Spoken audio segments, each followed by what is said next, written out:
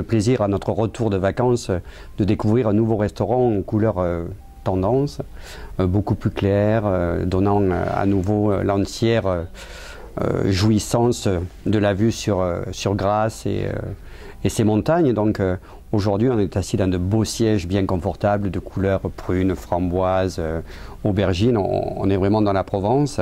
Réouverture, nouvelle carte et une cuisine différente où on a préjugé des produits pas nécessairement nobles.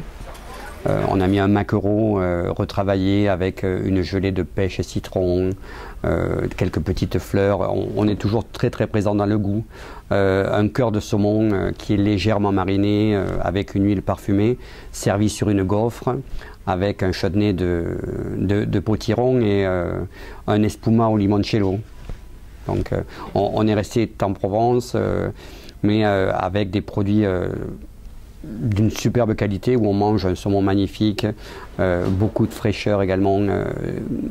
Ce sont des plats qui vont se déguster d'abord visuellement. Le premier coup de fourchette naturellement va lui révéler la puissance du plat et la technique que l'on a pu investir dans ses créations et on arrive à une certaine émotion. Donc ce qui est quand même le pari important et le but de toutes ces recherches. Nous sommes allés également voir un ami qui est un peu plus haut dans la montagne qui me fait des escargots. Et l'escargot, ça peut être classique et nous on l'a revisité d'abord par sa qualité. On a pris un gros escargot qui est poché dans un courbouillon qui va être bien parfumé avec un tout petit peu d'anis à la fin et on retrouvera cette pointe quand on mange l'escargot. Et on a posé ça sur une royale de topinambour et nous avons fait un caramel d'oignon. Le produit est moelleux, même s'il est gros, il n'y a pas de mâche, c'est vraiment très agréable. La mer, bien sûr, elle est au pas ou à la porte, je dirais, de notre belle maison, le Macandille. Saint-Jacques, c'est la pleine saison, quelques artichauts, petits artichauts, les premières asperges, un peu de morille, un jus très court, très parfumé, un filet de loup de ligne bien sûr, cuit tout simplement. Et nous avons fait là un grand voyage, sachant que j'étais au Japon début décembre. On l'a fait très japonisant avec un jus de yuzu et nous avons pris un riz à sushi qui a été repoêlé, dans lequel on a mis les condiments de Provence qui sont aujourd'hui une petite cébette, un petit pois, une févette. On reste très très naturel. Après on voulait quelque chose d'un peu plus Provence, donc on est parti sur des gambas sauvages avec un confit de légumes tout simple, qui est accompagné tout de même par un sorbet framboise. Donc tout ça c'est cuit à la minute, un tempura pareil à la japonaise, très aérien, avec un peu de cébette, un peu de ciboulette. Donc le fait de le tremper, juste le temps de la cuisson, amène lui une cuisson parfaite à la gambas. Donc c'était assez sympathique. Et le must serait un filet de rouget. On a fait un millefeuille de rouget. Les rougets sont levés, rouget de Provence, levés, écaillés, désarrêtés bien sûr. On met ça dans quelques gouttes d'huile, on cuit juste à la salamande côté peau.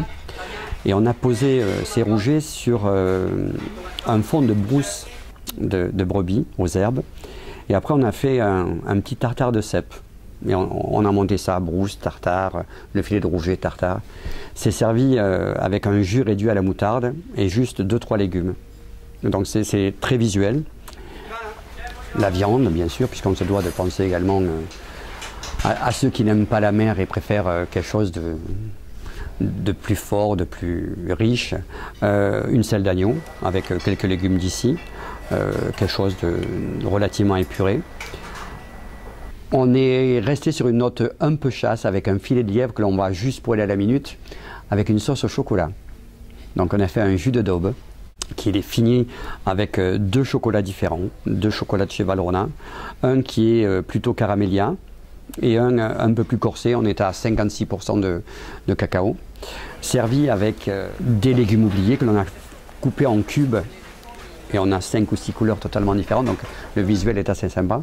On a mis également des pétales de chou de Bruxelles et également une gelée de coin. Donc on poivre, je dirais quand même allègrement notre filet qui est servi saignant, et on nappe donc de cette sauce chocolat, et c'est très très chantant. Pour ne pas renier mes origines, étant du Sud-Ouest, il était difficile d'oublier le foie gras, d'oublier l'Armagnac, et voilà quelques années, j'ai créé un plat qui s'appelle la tatin de foie gras. Donc merci aux sœurs Tatin, et on l'a un peu modifié avec une escalope de foie gras qui est juste poêlée sur une face. Nos pommes sont des golden que l'on a cuit au four préalablement, et on va disposer donc sur une grosse tatin, on va mettre 100 g de foie gras, donc poêlé, à l'intérieur de cette tatin, et nous avons une réduction donc sur une base Porto qui est terminée avec un très bel Armagnac. Et on fait verser ce jus réduit par nos serveurs sur cette tatin à discrétion, et on laisse la sauce également sur la table si les gens veulent se resservir, parce que c'est un plat vraiment gourmand. Donc ça, c'est mon plat signature, c'est le petit clin d'œil au Sud-Ouest. Et c'est Serge Joulmès, c'est de la puissance, c'est un joli visuel, beaucoup de rondeur et beaucoup de passion. Et nous, monsieur, en cuisine, nous buvons du champagne. Donc,